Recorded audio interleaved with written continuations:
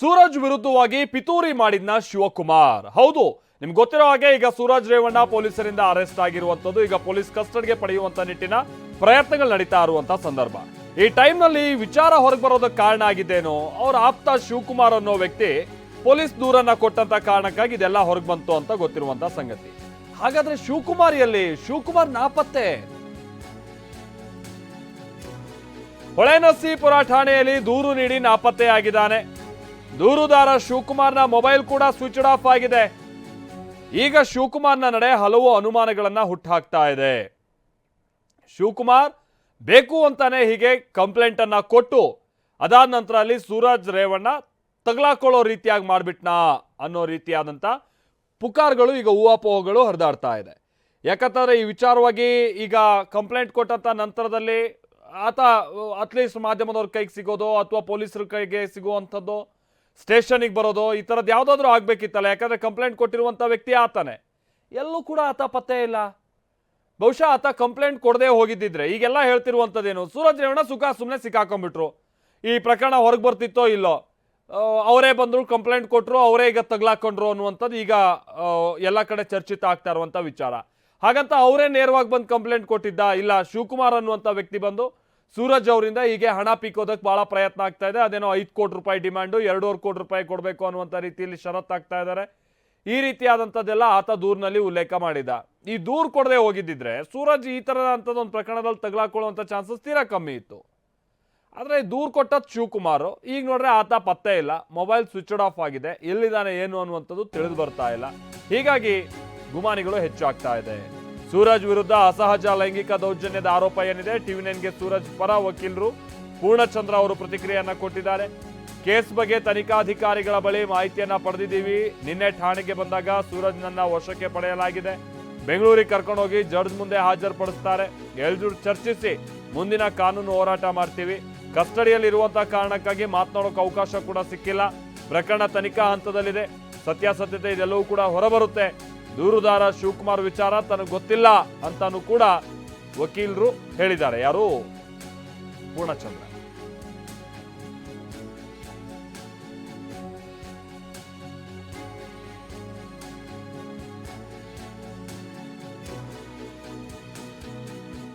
ನಾವು ಪ್ರತಿನಿಧಿ ದಿಲೀಪ್ ವಕೀಲರ ಜೊತೆಗೆ ಮಾತನಾಡ್ಯಾರೆ. ಬನ್ನಿ ಏನ್ ಹೇಳಿಯಾರ ಕೇಳೋಣ. ಸೂರಜ್ ರೇವಣ್ಣ ಅವರ ಪರ ವಕೀಲರಾದಂಥ ಪೂರ್ಣಚಂದ್ರ ಅವರು ನಮ್ಮ ಜೊತೆ ಇದ್ದಾರೆ. ಅವ್ರನ್ನ ಮಾತಾಡಿಸ್ತಾ ಹೋಗ್ತೇನೆ. ಸರ್, ಇವತ್ತು ಸ್ಟೇಷನ್ಗೆ ಹೋಗಿದ್ರಿ, ಏನು ಭೇಟಿ ಆದರೆ ಹೇಗೆ ಅಂತ ಸರ್? ಇಲ್ಲ, ನಾವು ಭೇಟಿ ಆಗಕ್ಕೆ ಬರಲ್ಲ, ಕಾನೂನಲ್ಲಿ ಅವಕಾಶ ಇಲ್ಲ. ಅವ್ರು ಪೊಲೀಸ್ ಕಸ್ಟಡಿಯಲ್ಲಿದ್ದಾಗ ನಾವು ಅರೆಸ್ಟ್ ಮಾಡಿದಾಗ ನಾವು ಭೇಟಿ ಆಗಕ್ಕೆ ಬರಲ್ಲ. ತನಿಖಾಧಿಕಾರಿಯವ್ರನ್ನ ಭೇಟಿ ಮಾಡಿ ಕೇಳಿದ್ದೀವಿ ಮಾಹಿತಿಯನ್ನು, ಯಾವ ಕಾರಣಕ್ಕೋಸ್ಕರ ಬಂಧಿಸಲಾಯಿತು, ಯಾವ ಪ್ರಕರಣದಲ್ಲಿ ಬಂಧಿಸಲಾಯಿತು, ಎಷ್ಟೊತ್ತಿಗೆ ಬಂಧಿಸಲಾಯಿತು ಎಲ್ಲ ಕೇಳಿದ್ವಿ. ಅವರೆಲ್ಲ ಮಾಹಿತಿ ಕೊಟ್ಟಿದ್ದಾರೆ.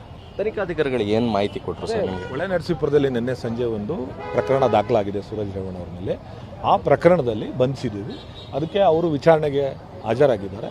ಆ ಪ್ರಕರಣದಲ್ಲಿ ಬಂಧಿಸಿ ವಿಚಾರಣೆ ಮಾಡ್ತಾ ಇದ್ದೀವಿ.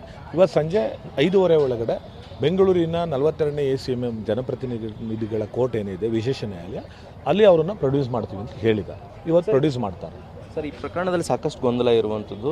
ಸೂರಜ್ ರೇವಣ್ಣ ಅವರಿಗೆ ಬ್ಲ್ಯಾಕ್ ಮೇಲ್ ಆಗಿದೆ ಅಂತ ಶಿವಕುಮಾರ್ ಅವರು ಸೂರಜ್ ರೇವಣ್ಣ ಅವ್ರ ಪರ ಕೊಟ್ಟಿರುವಂಥದ್ದು.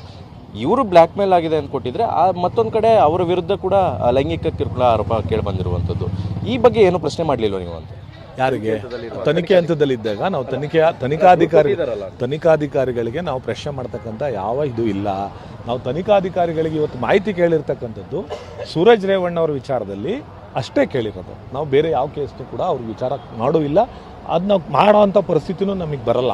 ಅದು ನ್ಯಾಯಾಲಯ ಇದೆ, ಕೋರ್ಟ್ ನೋಡ್ಕೊಳ್ಳುತ್ತೆ, ತನಿಖಾಧಿಕಾರಿ ಇದ್ದಾರೆ, ಅವ್ರು ನೋಡ್ತಾರೆ.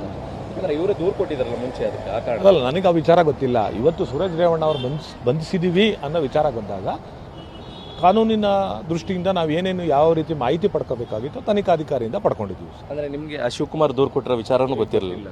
ಗೊತ್ತಿಲ್ಲ. ಅವು ಯಾವ ವಿಚಾರನೂ ನಮಗೆ ಗೊತ್ತಿಲ್ಲ. ಯಾವ ಕಾರಣಕ್ಕೋಸ್ಕರ ಕೊಟ್ಟಿದ್ದಾರೆ, ಯಾವ ವಿಚಾರ ನಡೆದಿದೆ ಯಾವುದು ಗೊತ್ತಿಲ್ಲ. ನಮ್ಮ ಮುಂದೆ ಇರ್ತಕ್ಕಂಥದ್ದು ಈ ತನಿಖಾ ಹಂತದಲ್ಲಿ ಸೂರಜ್ ರೇವಣ್ಣ ಅವ್ರನ್ನ ಅರೆಸ್ಟ್ ಮಾಡಿದ್ದಾರೆ. ಆ ಬಗ್ಗೆ ಏನೇನು ಮಾಹಿತಿ ತಗೋಬೇಕು ಅದು ತಗೊಂಡು ನಾವು ಕೋರ್ಟ್ ಮುಂದೆ ಯಾವ ರೀತಿ ನ್ಯಾಯಾಧೀಶರ ಮುಂದೆ ನಮ್ಮ ಇದನ್ನು ಹೇಳಬೇಕು, ಆ ಕಾರಣಕ್ಕೋಸ್ಕರ ಬಂದಿದ್ವಿ. ಮುಂದಿನ ಹೋರಾಟ ಹೇಗಿರುತ್ತೆ ಸರ್? ಅಂದರೆ ನೀವೇನೇ ವಕಾಲತ್ತು ವಹಿಸ್ತಾ ಇದ್ರೆ ಹೇಗಿದೆ? ನಮ್ಮ ಲೀಗಲ್ ಸೆಲ್ ಟೀಮ್ ಇದೆ. ನಾವೊಂದು 10-12 ಜನ ಲಾಯರ್ಸ್ ಇದ್ದೀವಿ. ನಮ್ಮ ಟೀಮಲ್ಲಿ ಇಲ್ಲಿರೋರು ಇಲ್ಲಿ ಮಾಡ್ತಾರೆ, ಬೆಂಗಳೂರಲ್ಲಿರೋರು ಬೆಂಗಳೂರು ಮಾಡ್ತಾರೆ, ಬೆಂಗಳೂರಲ್ಲಿ ಇರ್ತಕ್ಕಂಥ ಲಾಯರ್ನೇ ಅದನ್ನು ವಹಿಸ್ಕೊಂಡು ಮಾಡ್ತಾರೆ. ಅಂದರೆ ಬೆಂಗಳೂರಿಗೆ ಈಗ ಕರ್ಕೊಂಡು ಹೋಗ್ತಾರೆ ಅವ್ರನ್ನ ಹೇಗೆ ಏನು ಮಾಹಿತಿ ಕೊಟ್ಟಿದ್ದಾರೆ? ಈಗ ಹೊರಡ್ತಾರೆ 5:30 ಒಳಗಡೆ ಅವರ ಒಂದು ಆಫೀಸ್ ಏನಿದೆ, ಹೋಮ್ ಆಫೀಸ್ ಇವತ್ತು ರಜೆ ಇರೋದ್ರಿಂದ ಜಡ್ಜ್ ಹೋಮ್ ಆಫೀಸ್ನಲ್ಲಿ ಅವರನ್ನು ಪ್ರೊಡ್ಯೂಸ್ ಮಾಡಿ. Okay, thank you. ಇವಿಷ್ಟು ಪೂರ್ಣಚಂದ್ರ ಅವರ ಮಾತುಗಳಾಗಿರುವಂಥದ್ದು. ಕ್ಯಾಮ್ರಾ ಪರ್ಸನ್ ಮಹೇಶ್ ಜೊತೆ ದಿಲೀಪ್ ಚೌಡಳ್ಳಿ, TV9 ಹಾಸನ.